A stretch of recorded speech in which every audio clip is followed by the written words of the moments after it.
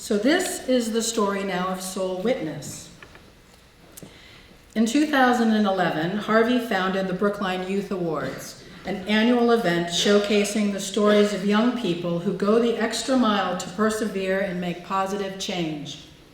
Their interviews are shown here on the big screen, and it has become an official town event, bringing together people of all ages, socioeconomic backgrounds, sexual, gender, and identity, cultures, and religions.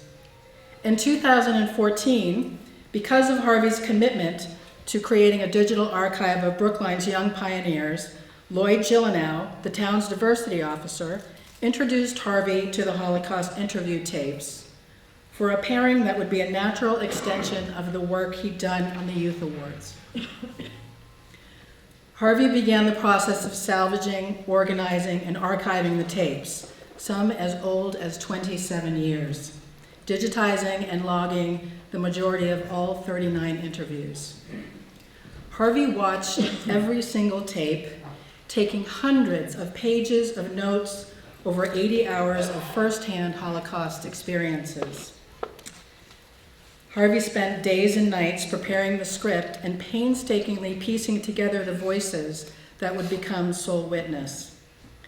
For 7 months, these interviews consumed Harvey.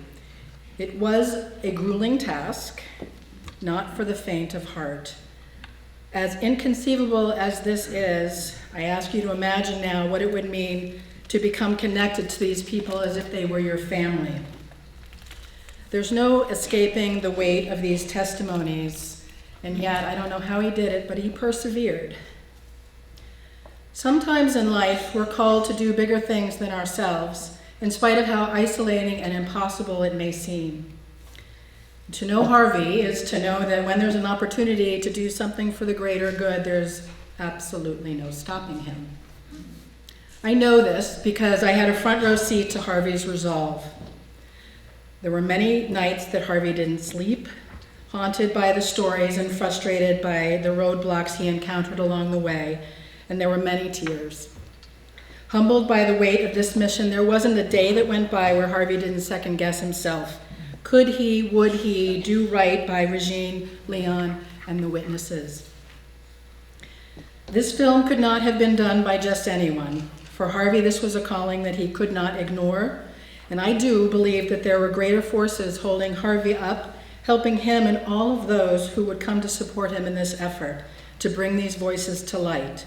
Not only to bring to fruition this living memorial to the Holocaust that Leon and Regine envisioned so long ago, but perhaps more importantly, to ensure that these lost voices were heard for the first time as a community in this room at the Coolidge that Harvey holds so dear. Tonight, the circle is complete. Tonight, Regine, Leon, Larry, Stephen, and now Harvey are profoundly honored to be able to present the story of these amazing individuals who wanted nothing more than to share their message with us. Before we begin the film, I'd just like to ask you to stay once the film is finished so that I can personally introduce you to Harvey. And without further ado, ladies and gentlemen, this is Soul Witness, the Holocaust Witness Project.